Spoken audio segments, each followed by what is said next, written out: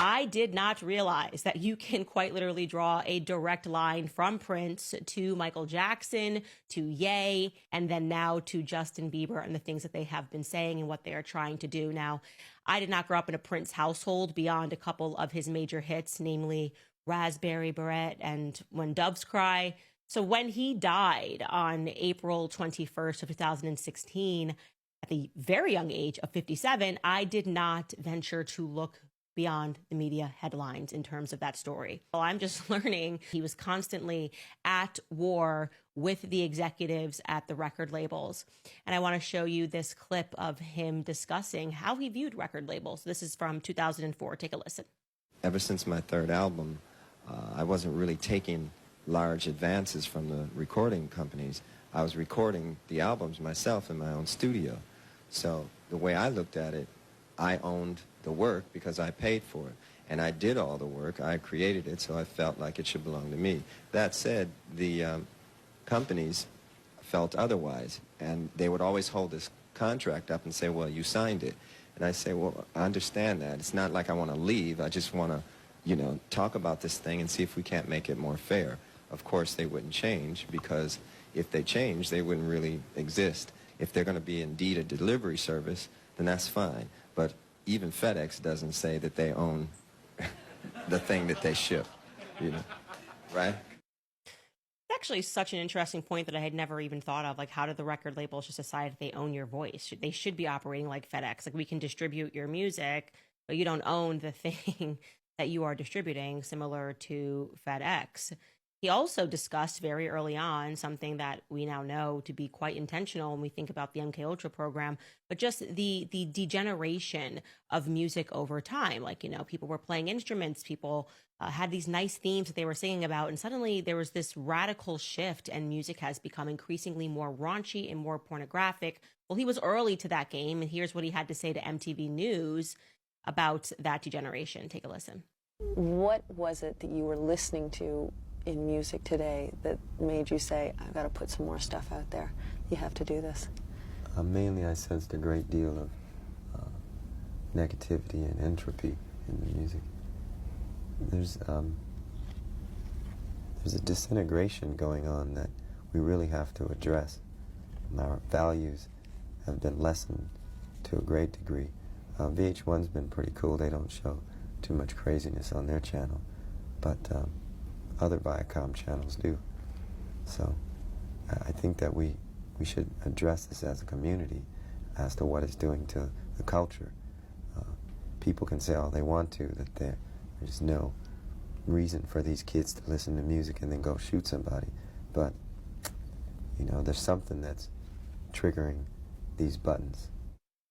Just incredible, because, like I'm just telling you, this is the first time that I've ever heard this, because I didn't follow Prince in his musical career, and I just can't believe that he was having this exact same discussion that we know Michael Jackson was having and then Ye was having. And just to show this to you again, I know I showed it to you on Thursday, let's just listen to what Michael Jackson was saying about these same record labels. Record companies really, really do conspire against their artists. They steal, they cheat, they do whatever they can, especially the black artists. Sony, Tommy Mottola. Tommy Mottola is the president of the record division. He is a mean, he's a racist, and he's very, very, very devilish. Here is Ye and what he had to say in 2022.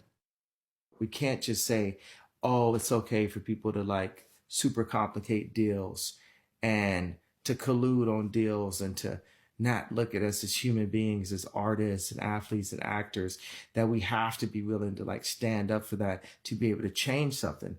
And we need to come together as a society to be the first civilization that actually became civil. Gosh, it all sounds so reasonable, right? When you hear it like that, but that's not what the media tells us about these people. I mean, when you start speaking like that as an artist or as a podcaster or as somebody who's within any kind of contract, suddenly the media comes down on you hard. And like we said, wacko dacko. Here's a collage of some headlines. Here's Justin Bieber, a recent collage of the headlines that are coming at him right now. And I think the message is pretty clear.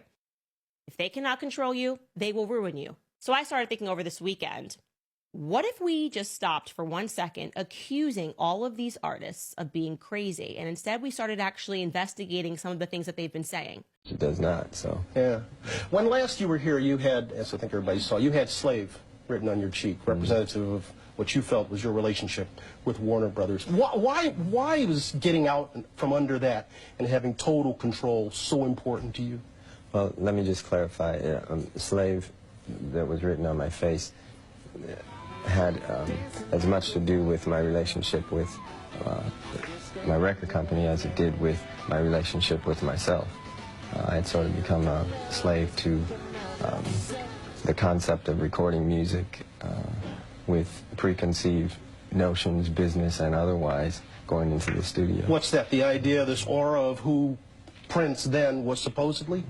That, and also the simple fact that when you go into work, there are so many things you have to take into consideration when you're doing songs for an album. One thing that was very restricting, I found, is the simple fact that you have to record an album. You know, and there's a schedule involved in all of that. So now I record in complete freedom, and it's I think you can hear it in this album. It's quite joyous and uplifting. And you are incredibly prolific. I understand that sometimes even when you are writing, in the midst of writing, you stop because you've got something else in your head, another song that you want to do. Does it come that easily to you? Yeah, it's a curse and a blessing. My wife has me in studio rehab now. Maite? Yeah. Maite, you want to come on in? You come on in. Come on. Come on. Come on. Come on. Come on. Come on. Come on. Come on. Come on. She's got you in studio rehab? Yeah. Meaning what? I mean, she's trying to stop me from recording so much. Why? What? Maite, how you doing? Come on. Here, sit down. Okay. What do you want him to do instead of record? Instead of record? Yeah. I mean, you're trying to get him away from recording. What do you want him to do? The lawn. Oh, I can't see you doing the lawn. Dishes.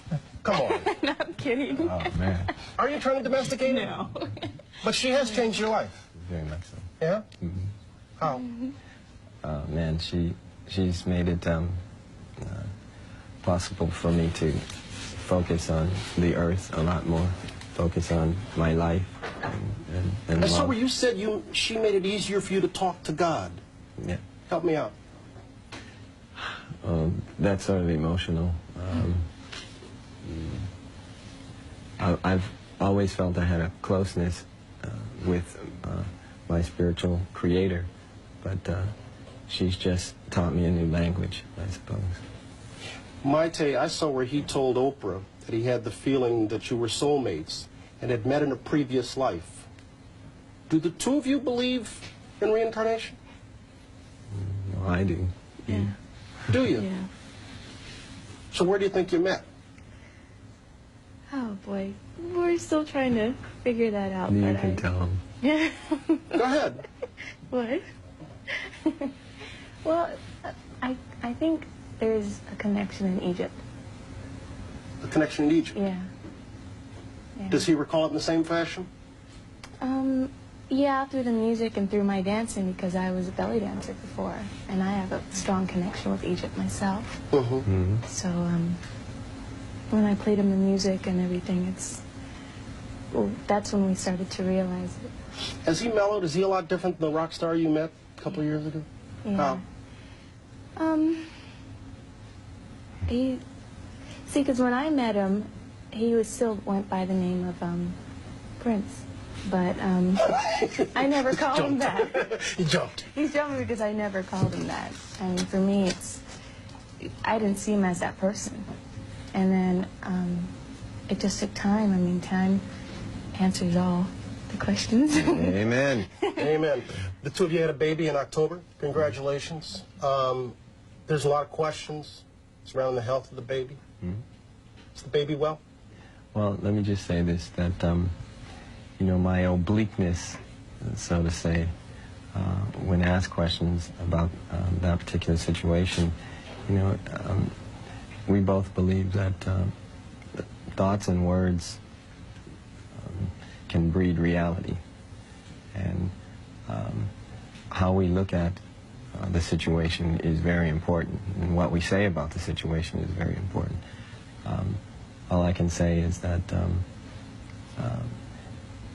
I like to believe that we're both enlightened individuals that know that if you leave things in God's hands, you'll find out everything, and you'll find out the answer to the plan. So anything that happens, we accept, and we just move on. That sounds like, and I'll leave it there, it sounds like there's been a problem, but you're of the belief that whatever has happened for the best. It's happened for a reason, yes. I'm gonna have to leave it there, but there's one question, just one question I want to ask. Okay, now I know you're semi-regular. I saw you at an NBA game. You like to do other things. He tells me you're Semi-regular. gonna go out and mow the lawn. I love your clothes. Your wardrobe is different. Thank you. Do you own a blazer? No. Do you own a pair of pleated khakis? No. Would you ever wear my shoes? Let me see.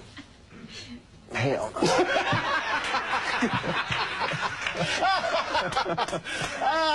No. We'll leave it there. Best of the holidays. Thanks. Okay? It's good seeing you. Take care. Good luck. Okay? We're going to come on back in just a moment. 46 past the hour. There's more ahead right after this.